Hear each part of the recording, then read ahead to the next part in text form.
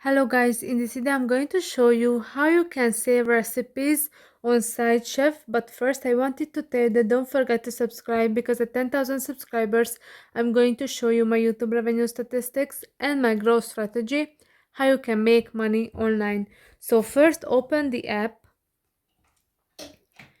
and after that if you want to save a recipe, then you can do that if you click on that save icon, and then you can say that it's saved right now.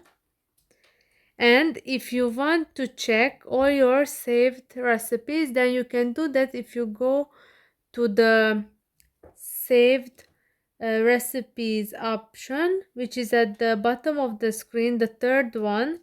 And here you can see my meal plans, and here you can see the 3 recipes that I saved.